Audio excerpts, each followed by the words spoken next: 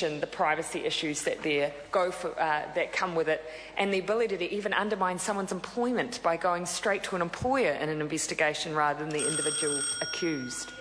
Thank you very much for the opportunity to contribute to this committee stage of the Social Security Fraud Measures and Debt Recovery Amendment Bill. We are speaking on Part 2 of the bill, which very much focuses on the debt recovery part. Part 1 was about the fraud measures. Part 2 really is about the amendments and provisions to enact those fraud measures. And what I specifically want to focus on, and I do have a couple of questions for the Minister, is about, I guess, the integrity of a social security system that within it is contained our most vulnerable societal members. So that's the context of this piece of legislation. It's a context where the most vulnerable New Zealanders seek help from the government. The government helps those members of our society, and within the context of this bill, we're talking about $23 million worth of fraud that is perpetuated within our social security system. Of those, and there's approximately 700 fraud cases every year, and within that context, 200 of such are specific to relationship fraud, which is the whole intention of this piece of legislation. And the question that I had for the Minister, and it was after reading the regulatory impact statement dated the 8th of November 2012, which essentially outlines a problem definition and the intervention logic. And what I found really interesting within that paper was that in 2012 there was a $485 million debt to the Ministry of Social Development, Mr Chair. The context of fraud to that amount of money was $106 million, which was 22% of the overall amount that was owed to the Ministry of Social Development. The actual percentage of relationship fraud, I've got no idea. There were $176 million worth of overpayments, which actually is about the administration of the Ministry of Social Development. So it's actually their internal processes who overpay people, and then beneficiaries have been identified as getting too much money and have to enter into a repayment scheme with the Ministry. And then there was also, which was the bulk of the provision, $203 million worth of advances. So these are beneficiaries who have requested assistance from the Ministry of Social Development and they're wanting assistance.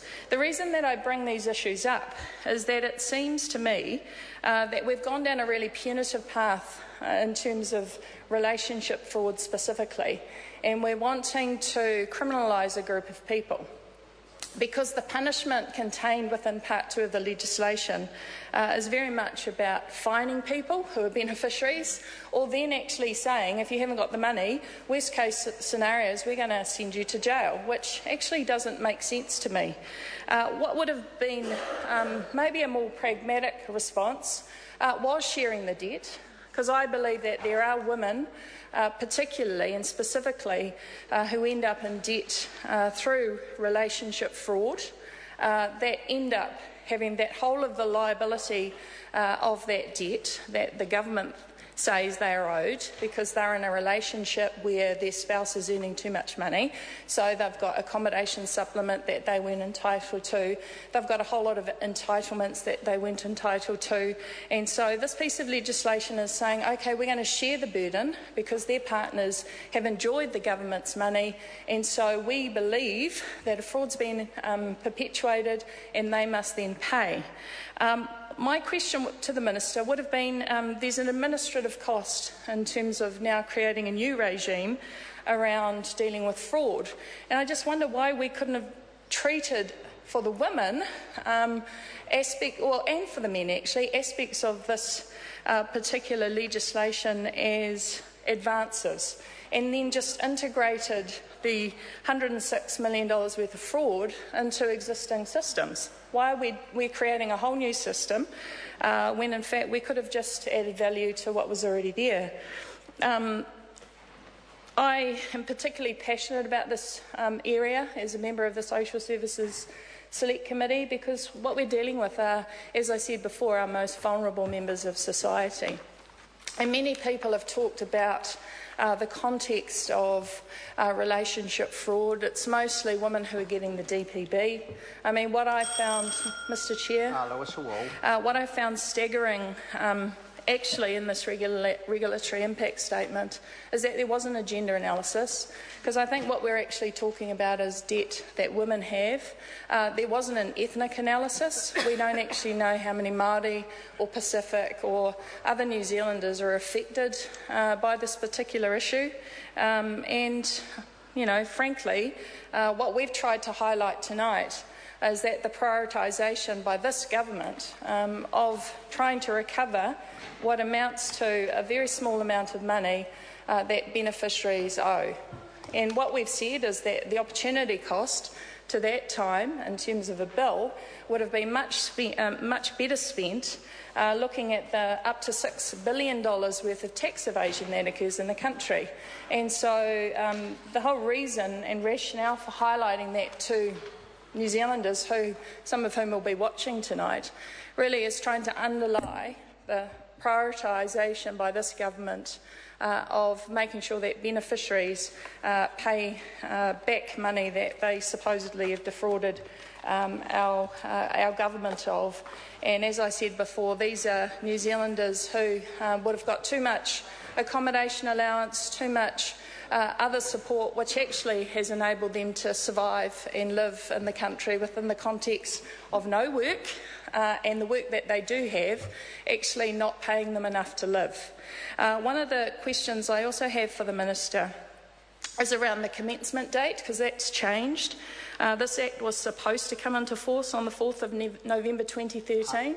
So, sorry, Mr Chair, but the question really is about communicating this piece of legislation, if the House consents to it being passed, communicating with the social security community so that they understand the implications of this bill. I mean, the only thing that I can see out of it that could be positive is that the Ministry are going to engage with people, DPBs I would target, to make sure that there are new requirements within the context of this legislation that could have huge implications for their relationships. It obviously has huge implications for how they live their lives, and it's just to make sure that they're fully informed and can make an informed decision about how they live and how they meet the requirements of being a recipient of the Ministry of Social Development support. Because lest we forget, the people that we're talking about are those that are unemployed. They are those, in most cases, who have children, so they have dependents. They are people that, without the state's support, actually haven't got a home, haven't got food on the table, and fundamentally, at the end of the day, it means that our children do not have a solid base from which to be able to go to their local school, to learn and to be the productive members of society that we all want them to be. So my challenge really to the Minister in the implementation of this legislation is that hopefully there'll be some empowerment in the process, because I do see aspects of this that are really positive, because leaving women in debt and having to pay $5 off a week for the rest of your life, and actually it compounding if you owe and take advances because you need other forms of support, just means that the most poor, the most vulnerable, end up being re-victimised and stigmatised to a point that, you know, life is too tough, and even getting out of bed and making sure your kids get to school is a struggle. So Labor is supporting this piece of legislation. Obviously we do have reservations, and the big question we would ask this government is, why have you prioritised this when there's a whole lot of other income that the government could be getting? And from our perspective, this is a perpetuation of the stigmatisation of beneficiaries that appalls us. Kia ora. Members, we come to the vote on part 2. The question is a part 2 stand part. Those of that opinion will say aye. Aye. To the contrary, no. The ayes have it. Members, we now come to the clauses, and the question is that clauses 1 to 3 stand part. The question is that clause 1 stand part. Those of that opinion will say aye. Aye. To the contrary, no. The ayes have it. The question is a Clause 2 stand part. Those of that opinion will say aye. To the contrary, no. The ayes have it. The question now is a Clause 3 stand part. Those of that opinion will say aye. Aye. To the contrary, no. The ayes have it. I will report this bill without amendment presently.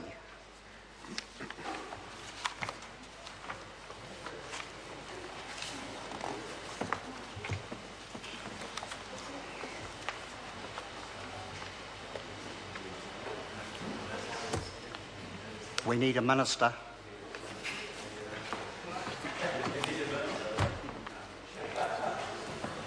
Thanks, Nicky. Members, we now move to the Trade Safeguard Measures Bill.